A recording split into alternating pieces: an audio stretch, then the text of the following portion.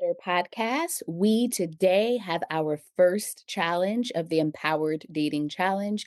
This one is I challenge you to achieve a personal goal. So, this challenge is the start of your empowered dating and has little to nothing to do with dating unless you choose to make it so, and has everything to do with you. This is about you setting and working toward achieving a personal goal of yours.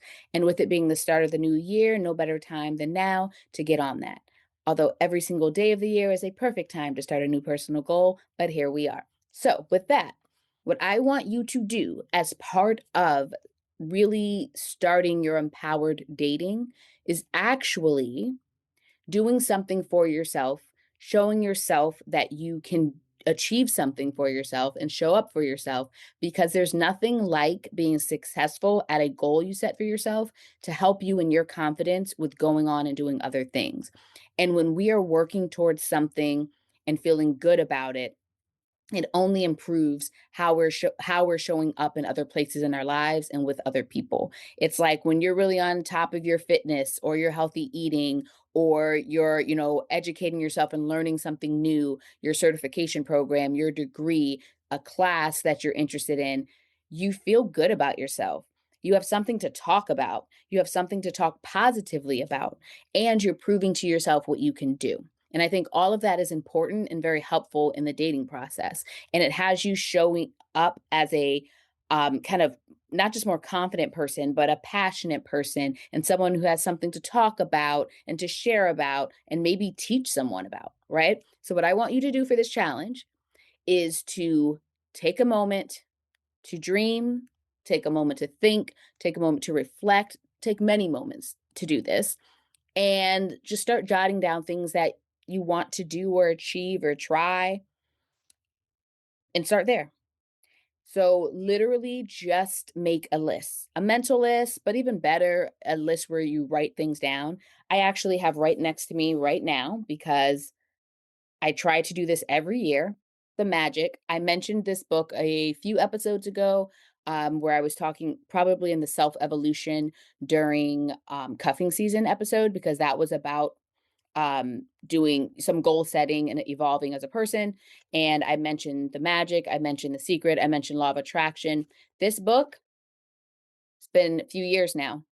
I do this starting January 1st. So I was actually behind this year. Today is January 3rd. So today I started it. And so I did exercises 1, 2, and 3 today.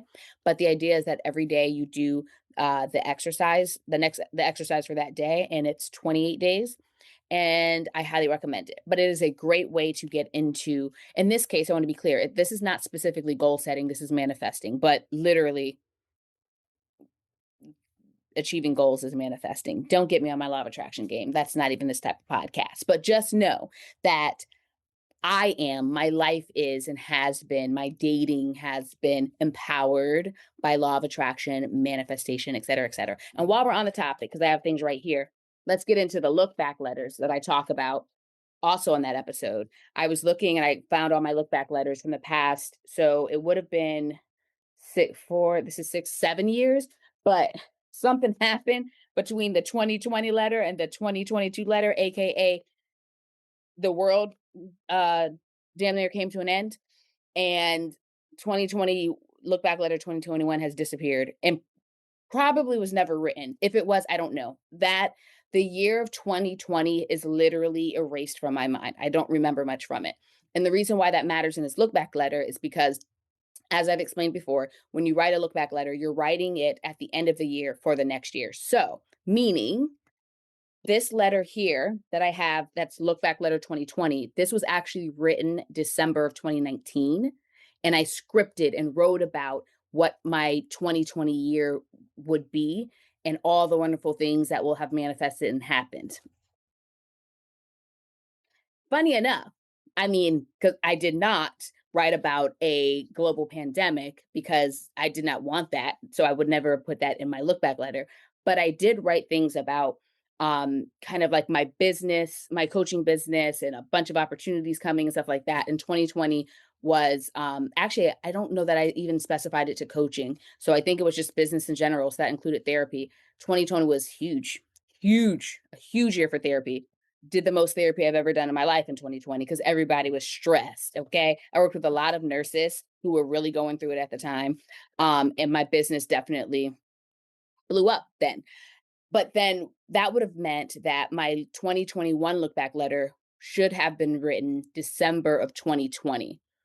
I'm sure I didn't write nothing. I was just scraping by, like many of us. So I don't know that I did write a letter for that year, so it's gone. But other than that, you see that since 2019, maybe even before that, I might have written some before that that I just didn't save or couldn't find. But at least since 2019, I've been writing a look back letter every year. I just the other day wrote my look back letter for 2026. I sealed it up and I put it in an envelope, and I will read this letter December of 2026, which means that I've already read my letter for 2025. Many of the things have manifested, some of them have not. Some of them, this is what often happens, have taken a turn and I have decided to do it differently. So I actually ended up wanting something different. But I will always go on and on about the power of scripting and the fun and joy and power of a look back letter. That being said, these can all be wonderful tools in this challenge, which is to achieve a personal goal. What is something you want for yourself, big or small? Start small if that's going to be easier for you to work toward, just so that you have something positive going for yourself. Do you want to read a book a month? Do you want to start some sort of educational program? Do you want to eat more intuitively and more healthy? Do you want to be consistent about showing up and physically moving your body? That's one of my goals. It's the consistency of it.